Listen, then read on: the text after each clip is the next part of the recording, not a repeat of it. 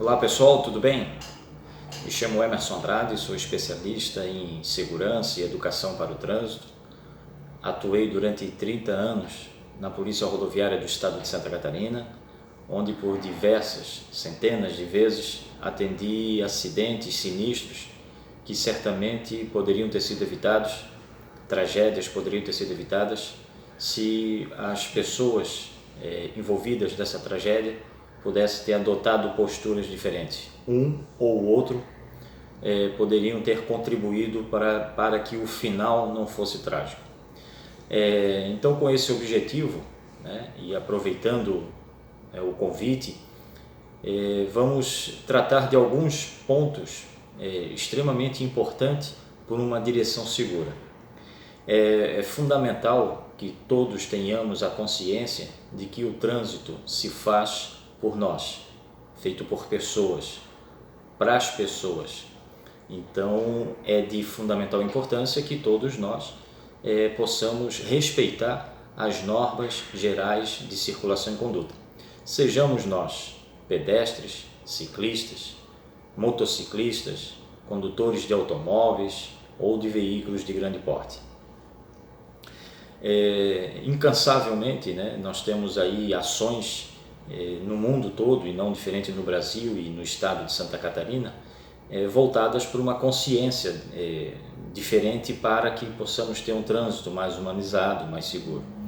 Mas para isto há necessidade de um esforço de todos, sejam das pessoas, seja também dos órgãos públicos, né, que são os responsáveis também por oferecer um trânsito seguro. Até porque nós veremos durante essa apresentação que o trânsito ele se faz, né, por pessoas, por veículos e pelas vias também. São os elementos que compõem o triângulo do trânsito. Então eu peço que acompanhem, vou mostrar algumas imagens para que a gente possa estar interagindo também em relação ao que se pretende do trânsito. Vamos iniciar com uma das campanhas que foram marcantes a nível de país, que é a Minha Escolha Faz a Diferença. Essa campanha ela foi proposta, esse slogan, né, foi proposto pelo Observatório Nacional de Segurança Viária, e fazendo um chamamento para que todos possam fazer a sua parte. Essa campanha nacional ela está dentro de uma proposta da ONU, da Organização das Nações Unidas, que lançou um desafio no início da década, que estamos encerrando, em 2020, com o desafio de reduzir em 50% o número de óbitos, o número de mortes por estas tragédias. Evidentemente que nós não conseguimos atingir o objetivo, porém há muito que se destacar pela união de esforços, né, de todas as entidades, pessoas, organizações envolvidas. Destacamos, né, entre essas entidades as empresas privadas, que é um exemplo do que está ocorrendo hoje aqui, os meios de comunicação, os jovens, as organizações não governamentais, as organizações internacionais, o próprio governo, né, o Centro de Formação de Condutores, que tem uma participação fundamental, tendo em vista que eles formam os novos condutores, né, e esse conjunto de esforços é para que possamos criar uma cultura de segurança. A partir do momento que nós tivermos efetivamente essa consciência, certamente não só no trânsito, mas em outros segmentos, nós teremos mais segurança, seja segurança no trabalho, né, que é incansável e vocês são testemunhas disto. Olha a importância que tem, né, os trabalhos preventivos dentro da empresa, que chega ao ponto de zerar o número de acidentes ou de óbitos, né, acidentes de grandes proporções, por um longo período. Obviamente que guardadas as devidas proporções, mas há que se destacar que quando se cria essa cultura de segurança, os resultados são satisfatórios. Então, como eu havia falado, o trânsito ele é formado por um triângulo, formado pelo homem, pela via e pelo veículo. E obviamente que dentro dessa trilogia é o homem, né, é o ser humano que tem uma maior participação no número de acidentes, ou que acaba provocando assim as tragédias.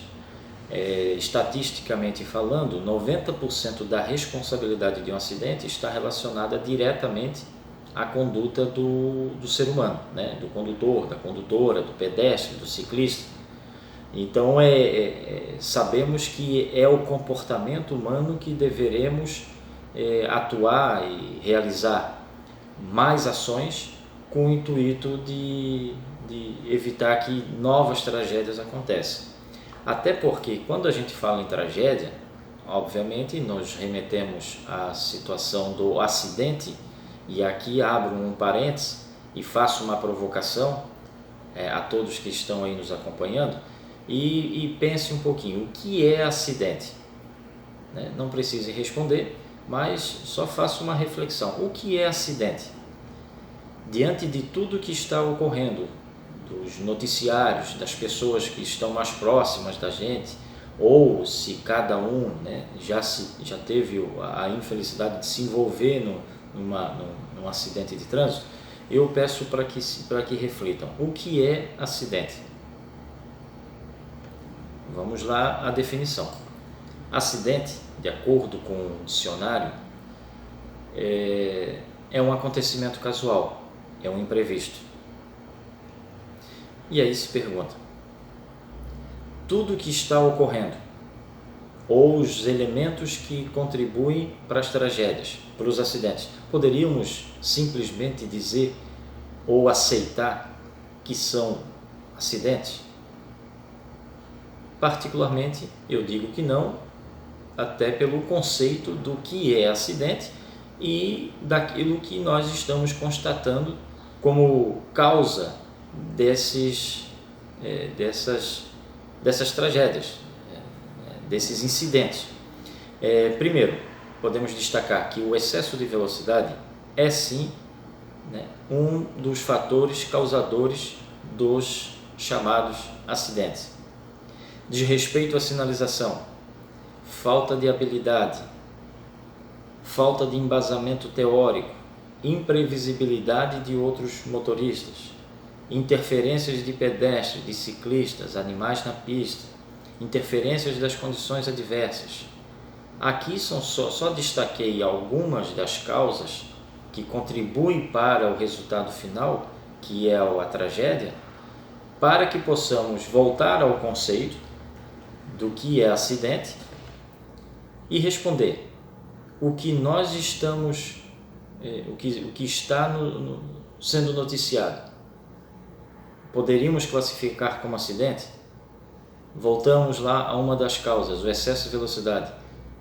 Muitas tragédias causadas, patrocinadas, e quando ocorre um acidente envolvendo ali o excesso de velocidade, normalmente o resultado é trágico.